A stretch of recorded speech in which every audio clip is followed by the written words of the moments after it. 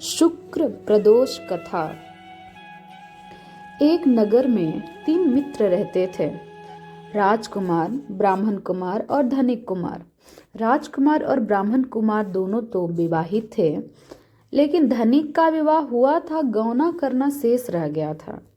इसलिए धनिक पुत्र की पत्नी मायके में ही थी।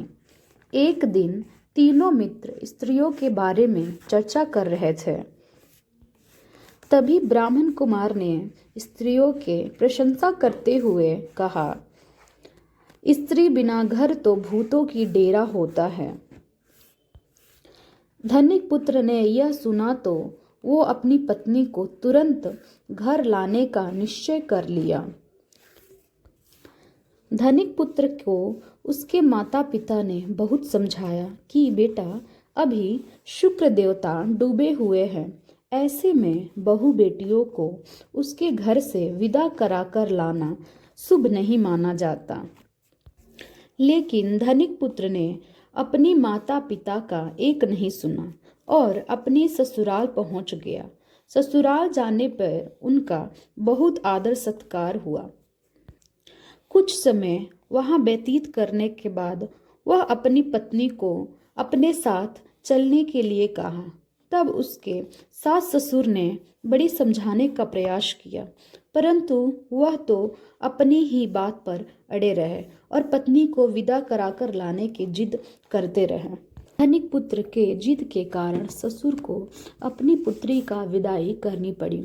विदाई करने के बाद दोनों पति पत्नी शहर से बाहर ही निकले थे कि बैलगाड़ी का पहिया निकल गया और दोनों बैलों का टांग टूट गया। दोनों को बहुत चोट आई, लेकिन फिर भी दोनों ने किसी तरह चलते रहे। अभी कुछ ही दूर पहुंचे थे कि उन्हें रास्ते में डाकू मिल गए। डाकुओं ने उनका सारा धन लूट लिया। जैसे ही दोनों ने घर पहुंचा तो धनिक पुत्र को सांप ने डस लिया। तुरंत ही उनके पिता ने वैद्य को बुलाया, तो वैद्य ने उसे देखने के बाद बताया कि उसकी तो 3 दिन बाद मृत्यु हो जाएगी।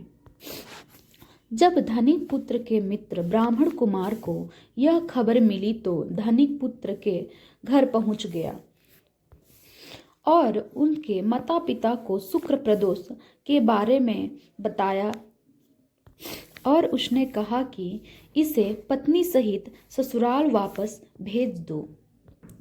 तो धनिक ने ब्राह्मण कुमार का बात मानकर उसे पत्नी सहित अपने पुत्र को ससुराल भेज दिया। जल्दी ही शुक्रवार प्रदोष व्रत का दिन आया। तब उसने विधि विधान से प्रदोष व्रत रखा, जहां पर इस व्रत के रखने के कारण उसका हालत ठीक हो गई और शुक्र प्रदोष के महात्म्य से उसका सभी कष्ट दूर हो गया। उसके बाद शुभ मुहूर्त देखकर वे अपनी पत्नी को विदा कराकर अपने घर वापस आ गया। शुक्र प्रदोष के दिन यह कथा को अवश्य सुनना चाहिए।